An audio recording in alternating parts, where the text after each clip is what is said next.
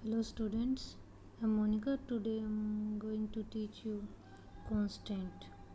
Constants क्या होती हैं आपकी? The restriction imposed by physical laws on distribution of particles. ठीक है, फिजिकल लॉज अगर कोई रिस्ट्रिक्शन लगाते हैं डिस्ट्रीब्यूशन ऑफ पार्टिकल्स पर किसी भी सिस्टम में, ठीक है, among cells in the phase space are called constant. ठीक है, जब भी आप क्या कर रहे हो, कोई भी सिस्टम है, ठीक है, उसमें एक फेस स्पेस होता है. फेस स्पेस के अंदर क्या होती है, आपके सेल्स बने होते हैं. सेल्स मीन्स कंपार्टमेंट से बने होते हैं. जैसे हमने पढ़ा था ना, 2 कंपार्टमेंट के अंदर डिस्ट्रीब्यूशन पढ़ा था. ऐसे ही फेस स्पेस में जब हम पूरे सिस्टम की बात करते हैं ना, बहुत सारे सेल्स बने होते हैं, उनमें हम पार्टिकल को डिस्ट्रीब्यूट करते हैं.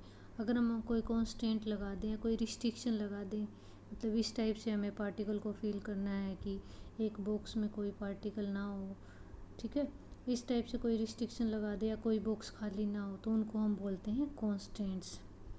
ठीक है, कॉन्स्टेंट्स में पर एक कंडीशन होती है कि जो भी आपका सिस्टम है, ठीक है, मान लो मैं सिस्टम में आर सेल्स मान रही हूँ, ठीक है, आपके पास आर सेल हैं, तो ये फर्स्ट सेल में है आपके पास N1 पार्टिकल, सेकंड में N2, आर सेल्स में जो आर सेल है उसमें NR पार्टिकल. तो जो टोटल नंबर ऑफ पार्टिकल हैं वो क्या होनी चाहिए, कांस्टेंट रहनी चाहिए. कि कांस्टेंट्स लगाने से नंबर ऑफ पार्टिकल आपके चेंज नहीं होंगे, सिर्फ क्या चेंज होगा, डिस्ट्रीब्यूशन चेंज होएगा, या फिर माइक्रो या मैक्रो स्टेट चेंज होती है. पार्टिकल जो रहते हैं कांस्टेंट रहते हैं. तो summation of NI i is equal to 1 to R constant. Second जो थिंग है वो क्या होती है, जो एनर्जी है आपकी, टोटल एनर्जी, वो हमेशा क्या रहती है सिस्टम की, constant. Summation of EI NI जो आपकी रहेगी वह टोटल एनर्जी रहेगी कांस्टेंट. ठीक है, ये I is equal to 1 to R. R सेल ली है ना मैंने, तो इसलिए आई हो जाएगा 1 to R. नेक्स्ट क्या है, एक्सेसिबल एंड इनएक्सेसिबल स्टेट्स. ठीक है, a state that can exist in the light of given constant. अगर आप किसी भी सिस्टम के पार्टिकल के डिस्ट्रीब्यूशन पर, ठीक है, कॉन्स्टेंट्स लगाते हो, कॉन्स्टेंट लगाने के बाद भी जो स्टेट आपकी एग्जिस्ट करती है उसको बोलते हैं accessible. And does not exist in light of given constant is called inaccessible. ठीक है, अगर आपने कॉन्स्टेंट लगाई है इस टाइप से और कोई स्टेट पहले थी, उसके अब नहीं है, कॉन्स्टेंट्स लगाने के बाद उनको बोलेंगे इनएक्सेसिबल स्टेट. ठीक है, तो कॉन्स्टेंट्स लगाने से आपके जो number of macro as well micro states क्या हो जाते हैं, डिक्रीज कर जाते हैं. जैसे हम एक एग्जांपल देखते हैं.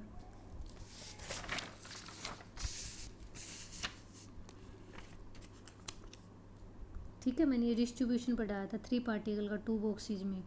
तो यहाँ पे अगर आप देखोगे कितनी मैक्रो स्टेट है, 4 मैक्रो स्टेट बन रही हैं, और माइक्रो कितनी स्टेट है, 8 स्टेट बन रही है यहाँ पे. ठीक है, ये आपकी 1 2 3 4 5 6 7 8 स्टेट बन रही. अगर हम रिस्ट्रिक्शन लगाते हैं कि no box will be empty, कोई भी बॉक्स आपका खाली नहीं होना चाहिए, तो ये वाली स्टेट है आपकी, ये भी एग्जिस्ट नहीं करेगी क्योंकि इसमें एक बॉक्स खाली है.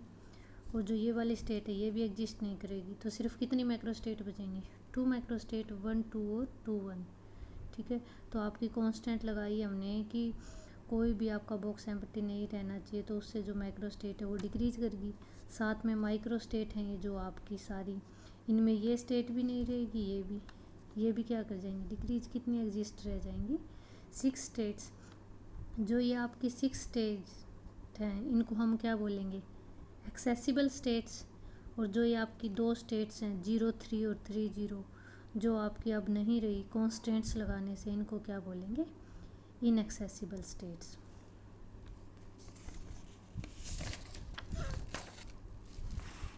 ठीक है, तो क्या रिस्ट्रिक्शन लगाई है मैंने, no compartment should remain empty. तो उस टाइम क्या हो जाएगा आपका, जो आपकी 3 0 0 3 एग्जिस्ट नहीं करेंगी. किस केस में लिया था मैंने, ये 3 पार्टिकल इन 2 बॉक्सेज. ठीक है, ये आपके कॉन्स्टेंट्स के बारे में है. सिंपल आपको डेफिनेशन पता होनी चाहिए कि जो रिस्ट्रिक्शन है डिस्ट्रीब्यूशन ऑफ पार्टिकल्स पर, उसको कांस्टेंट बोलते हैं. कांस्टेंट्स की वजह से नंबर ऑफ पार्टिकल और energy, total number of particle energy पे कोई इफेक्ट नहीं पड़ता, सिर्फ आपकी क्या चेंज हो जाती है, माइक्रो और मैक्रो स्टेट्स, और जो आपकी स्टेट आपकी ख़त्म हो जाती है उनको बोलेंगे इनएक्सेसिबल, और जो बनी रहती है उनको बोलेंगे एक्सेसिबल। नेक्स्ट जो आपका टॉपिक है वो है स्टिरलिंग अप्रोक्सीमेशन। ठीक है, स्टिरलिंग अप्रोक्सीमेशन स्टैटिस्टिकल मैकेनिक्स में हम बहुत बार यूज करते हैं एक formula ln n factorial is equal to n log n minus n। ln n में यहाँ पे क्या है, log n है, नेचुरल बेस है जिसमें, इसको मैं log n से डिनोट कर रही हूँ, आप कंफ्यूज ना हो। log n factorial is equal to n log n minus n। बहुत बार हम इस फॉर्मूले को यूज करेंगे, इसलिए मैं एक बार आपको ड्राइव करके दिखा रही हूँ। ठीक है, तो हमें पता है n फैक्टोरियल क्या होते हैं, 1 2 3 into n minus 1 into n। ठीक है, यहाँ से मैं अगर इसका लोगरिथम लेती हूँ, log n फैक्टोरियल किसके इक्वल हो जाएगा, लोगरिथम लेने के बाद ऐड हो जाते हैं, log 1 plus log 2 plus log n। ठीक है, नेचुरल बेस ही आप कर लेना।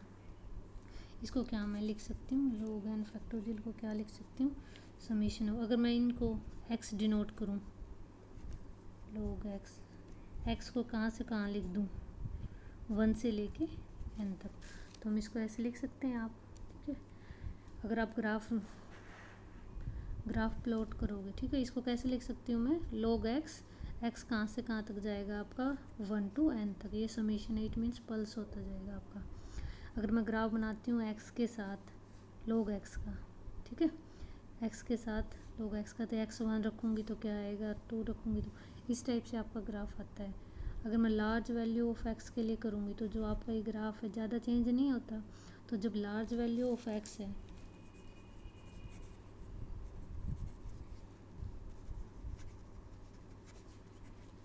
उस टाइम पे आपका जो समीशन है और जो आप इंटीग्रेशन करते हो वो दोनों से जो रिजल्ट आते हैं वो लगभग सेम होते हैं। तो वहाँ पे हम क्या कर सकते हैं, जो आपका समीशन होगा log n फैक्टोरियल, उसको हम किस में चेंज कर सकते हैं, इंटीग्रेशन में। सिर्फ किसके लिए करेंगे हम, ये लार्ज वैल्यू। और यहाँ पे जो स्टिरलिंग अप्रोक्सीमेशन है ये भी किसके लिए यूज होता है, for large value of n।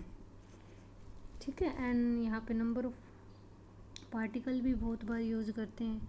ठीक है, तो हम स्टैटिस्टिकल मैकेनिक्स में जनरली क्या यूज़ करते हैं कि जो आपके नंबर ऑफ पार्टिकल्स हैं वो क्या होंगे, ज़्यादा ही होंगे। मैक्रो सिस्टम को स्टडी करते हैं। ठीक है, तो ये आपका यहाँ पे जो log n फैक्टोरियल है वो किसके इक्वल हो जाएगा, समीशन को हमने इंटीग्रेशन में चेंज कर दिया, log x into D x, इसका इंटीग्रेशन हो जाएगा आपका। इंटीग्रेशन कहाँ से कहाँ तक, 1 to n। ठीक है, इस इंटीग्रेशन को कैसे सोल्व करेंगे, मैं 1 कर सकती हूँ, कोई फ़र्क नहीं पड़ेगा। आप इसको बाई पार्ट्स ओपन कर सकते हो, फर्स्ट एज इट इज। ठीक है, log x को फर्स्ट टर्म मान लूँ मैं, इसको second, first as it is, integration of second, इसका इंटीग्रेशन क्या आएगा, x आएगा, और फर्स्ट आपका क्या रहेगा, एज इट इज। लिमिट लगा दें 1 to n, फिर क्या होता है, minus sign of integration, first का तो वही इंटीग्रेशन, सेकंड का क्या होता है, डिफ्रेंसिएशन। डिफ्रेंसिएशन लगाओगे तो 1/x dx, 1 to n। ठीक है, ये तो आप खोल सकते हो, मैथमेटिक्स में आप बाई पार्ट्स करते हो। इसको लिमिट लगाऊंगी तो क्या हो जाएगा, n log n माइनस 1 हो जाएगा, ये log 1 माइनस, यहाँ पे इंटीग्रेशन किसका रह जाएगा, सिर्फ dx का 1 to n, तो log 1 आपका 0 होता है। ठीक है, माइनस यहाँ पे dx का इंटीग्रेशन करेंगे तो क्या आएगा, x 1 to n, तो क्या हो जाएगा आपका। ठीक है, मैंने बाई पार्ट सिर्फ इसको ओपन किया है, इसको फर्स्ट टर्म माना है, इसको सेकंड, फर्स्ट का डिफरेंस इंटीग्रेशन होता है, second as it is minus sign of integration होता है, फर्स्ट का तो वही इंटीग्रेशन होता है, सेकंड का डिफरेंशिएशन होता है। उसके बाद आपकी लिमिट रखी है मैंने, तो यहाँ पे क्या आ जाएगी, n log n minus n plus 1। ठीक है, मैं n को बहुत लार्ज मान रही हूँ तो n के कंपैरिजन में मैं 1 को क्या कर सकती हूँ, नेगलेक्ट कर सकती हूँ। तो ये क्या आ जाएगा, n log n minus n। तो यहाँ से आपका जो फॉर्मूला है वो क्या हो जाएगा, log n factorial is equal to n log n minus n। इसको हम क्या बोलते हैं, स्टिरलिंग फॉर्मूला, स्टिरलिंग फॉर्मूला। ठीक है, ये आपको याद रखना है कि कई बार यूज करेंगे हम। log n फैक्टोरियल किसके इक्वल होता है, n log n minus n। ठीक है, only for large value of n। ठीक है, आज के लिए इतना ही। Thank you students.